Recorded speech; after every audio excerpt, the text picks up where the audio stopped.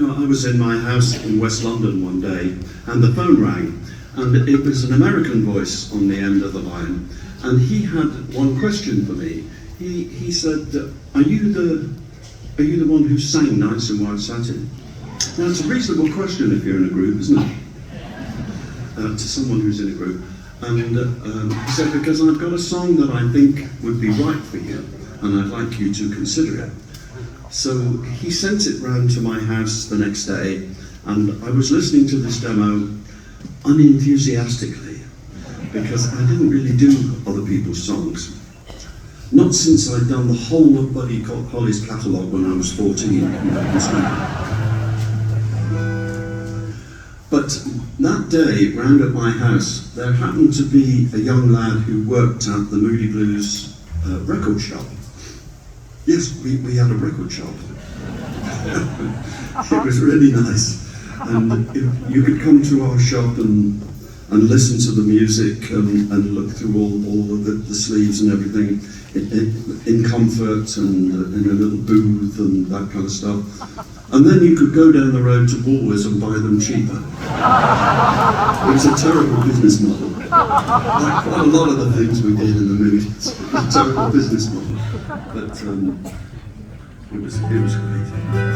But anyway, this young lad was round at my house. He'd come round for me to sign some papers or something. And he was making a cup of tea in the kitchen.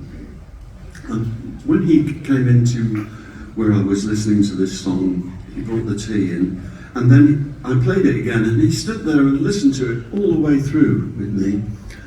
And when it finished playing, he said to me, "You ought to do that, mate. You ought to do that. It's perfect for you." And I thought, now there's a boy who knows. What do I know? You know, just hanging around here waiting for the phone to ring. So I went down to this little studio called Advision behind Oxford Street, and I met the guy who called me, who was a lovely man called Jeff Wayne, and we became firm friends. And he was working on a musical version of the H.G. Wells story of the War of the Worlds. And I knew all the musicians on this session, and I knew it was going to be really nice. So I did this song that we're going to play for you. Then the next day he called me back, Jeff, and he said, "There's another song in this project that I'd like you to do." So I trucked off down to Advision again and did the other song and a few other bits and pieces. And then I heard absolutely nothing at all for about 18 months, 2 years from that quarter. But 2 years later, the phone rang and I rushed to pick it up. And it was a promotion guy that I knew from CBS. And he said, "Do you remember that thing you did with Jeff Wayne?" And I said, "Yeah, of course I do." And I said, "Nobody ever called."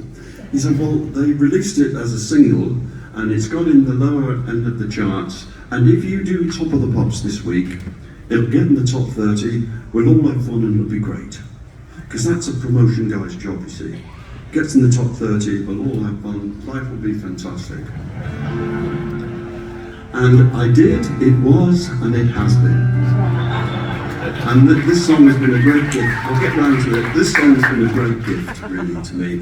And everywhere that Julie, Carmen, Mike and myself have been, people seem to know it.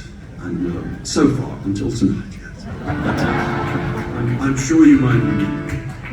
This is called Forever Autumn.